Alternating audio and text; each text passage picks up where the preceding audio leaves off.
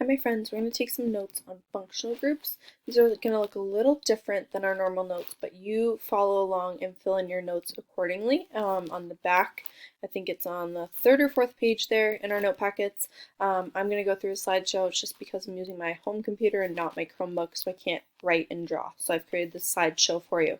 I will also attach this slideshow to Classroom too for you to reference back to. All the information that I'm pulling from right now is from table R in your reference table, so you may also want to have that out as you're taking notes right now.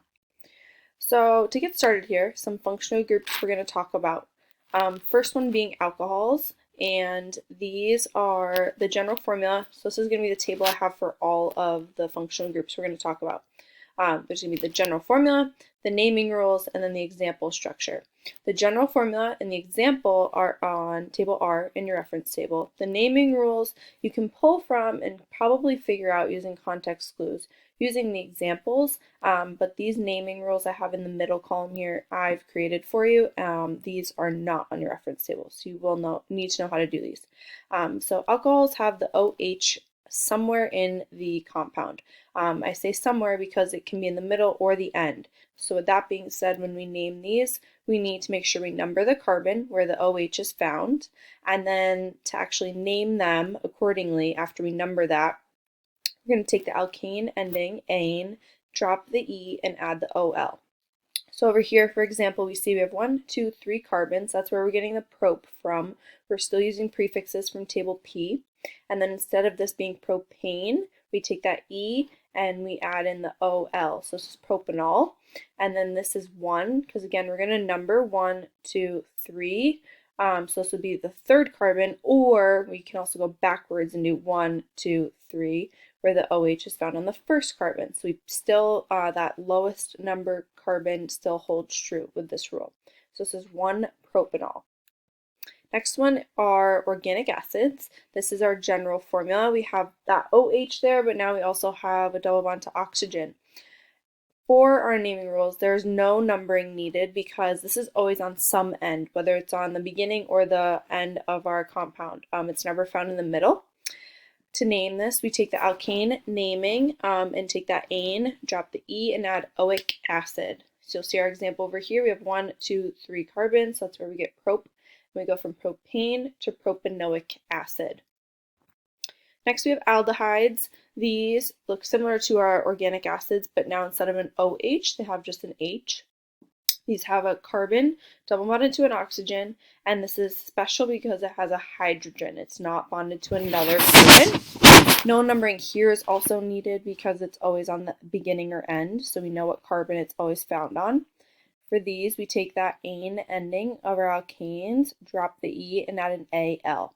So over here we have 1, 2, 3 carbons, so we get propane is going to go to propanol. Then we have ketones. These now can be found anywhere in the compound. It's just a carbon double bonded to an oxygen. So with that being said, since it can be found anywhere, we do need to number the carbon that the double bond is found on. We're going to take that ane ending, drop the E, and add ONE.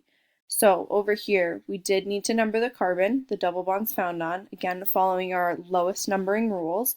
We have 1, 2, 3, 4, 5 carbons, so that's where we get pent. And we instead of pentane, we have pentanone. And again, using our numbering, we could go 1, 2, 3, 4, 5, where it's found on the second carbon, or we can work backwards, 1, 2, 3, 4, where it's found on the fourth carbon. Again, we want to use our low numbering rules, so this is 2-pentanone. Next, we have ethers. These are just a single bond to oxygen found anywhere in our carbon chain. So we actually, though, the way this is named, we actually don't use numbering. We name each separate branch found on either side of our oxygen. So we name the branch on the left and the branch on the right. And we're going to go in the order of left to right for this. So no alphabetical order needed or required. So we name the branches on either side of the oxygen, and just like with our parent chain naming and the branches coming off of those, these are going to end in YL. So for example, over here, we have our carbon in the middle. On the left of the carbon, we have our oxygen in the middle. On the left of it, we have 1 carbon, so that's where we get the methyl. And on the right, we have 2 carbons, so that's where we get ethyl. And then you just attach the name ether to the very end. So we have methyl, 1 carbon on the left, and 2 carbons on the right. That's where we get ethyl, and then ether. Esters, these are carbons double bonded to an oxygen and then single bonded to an oxygen found anywhere in a compound. So these also don't have numbering. They kind of are like an ether, and we name the chains coming off. So what we do is name a parent chain sort of here. That meaning we name the carbons that are leading up to the carbon with a double bond to oxygen. We name that. That becomes our parent name, so like the base part of our name. And then we name the branch coming off the single bonded oxygen, and that ends in a YL. So esters, I would say, is probably the hardest one to name because you have to remember the order. So what we do is we find our double bond to oxygen, and we name the number of carbons before it. So we have 1, 2, 3, including the double bond to oxygen. So that's 3. That's where we get prop. And these end in, I forgot to write this in the slide, these end in, we take the E off and add O8 to it. So this is where we get propionate. And then we have 1 carbon off of our single bond to oxygen here. And so that's where we get methyl. So again, you take the number of carbons leading up to the double bond to oxygen. That gives your base name. And then we take that chain coming off and we end it in a YL. Halides, these have halogens in them. So for example, fluorine, chlorine, bromine, and iodine, anywhere in the compound. So with that being said, we need to number that carbon. And usually our halogens end in O, so like chloro, fluoro, bromo. These are on your reference table, the endings for these. So we just go through here. We number the carbons, 1, 2, 3 carbons. So this is propane. And just in front of the name is where we add the halogen that we're looking at. So here there was a chlorine in the middle, chloro. And this is on our second carbon. This is a little tricky to look at here. It looks like it might be on the first one, but if we were to actually draw this structure out, it's on that second carbon there with that CH, where we don't have a CH2. Amines, these are a single bond to nitrogen somewhere in the compound, so these can be found in the middle or the end, so we do need to number the carbon that has the nitrogen on it. We take the ending ane, we drop the E, and we actually quite literally add the name of the functional group, amine, right in the name.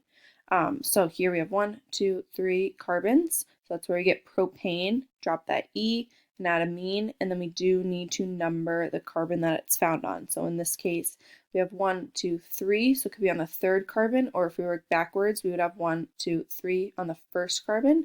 So that's where we get 1 propanamine.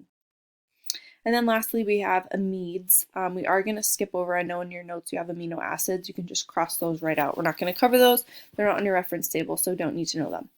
Amides are our last group. We have a double bond to oxygen and then a single bond to nitrogen. No numbering is needed for this because they're always going to be either on the beginning or the end.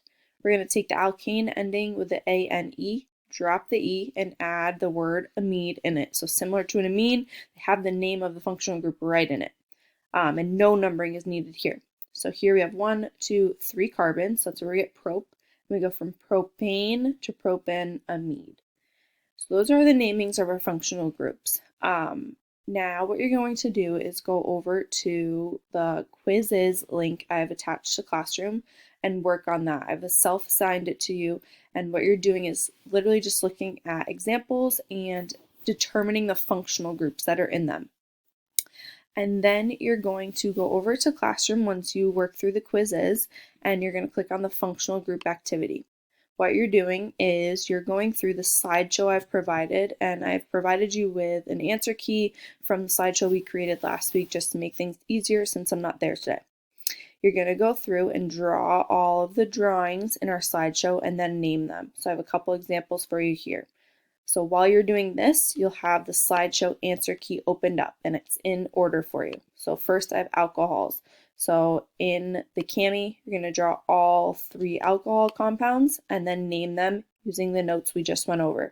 So for instance, for the first one, I drew this over here. I have 1, 2, 3 carbons, so that's where I get prop. It's on the first carbon where the OH is, so I get 1 propanol. Then I go to the next one, I have ethers. I drew this first one for you here. I have my oxygens in the middle, and then I have 2 methyl groups, so this will be methyl, methyl ether. These actually you can put together the name, and just like we did with parent chain naming the other day, this would actually be dimethyl ether. You can put those 2 names together. Then we go to ketones. I drew this one over here for you, so you have to draw the other one to fill this in. So I have 1, 2, 3 carbons, so that's where I get propanone, and then that double bond to oxygens in the middle on number 2. Then I have aldehydes, that's next here, so I drew this one for you. On my aldehyde, I have 1 carbon, so I have my methane, and I'm just going to change that ending to Al. Again, no numbering required here. Organic acids are the next set here. I drew this one all the way to the left for you. So we have 1, 2, 3 carbons, so that's where we get propane, and then we just change that ending to OIC acid, so propanoic acid. Again, no numbering here. And this, I'm kind of flying through this part since we did just go over how to name them, so you can refer back to your notes for that. But you see I'm drawing the picture, I'm matching it up, and then naming it afterwards. So my suggestion to you would be to draw all of these first, so you're not doing as I am right now and clicking back and forth between the slideshows. Then we have our esters here. So I go to my esters, and I drew this one for you on the left. And on my ester, I have 1, 2 carbons leading up to my double bond to oxygen. So that's where I get the ethanoate. And then after it, I have 1 carbon after my single bonded oxygen. So that's where I get methyl. So this is methyl ethanoate. I have my amides next. So I drew this one on the left for you, and the amides right here.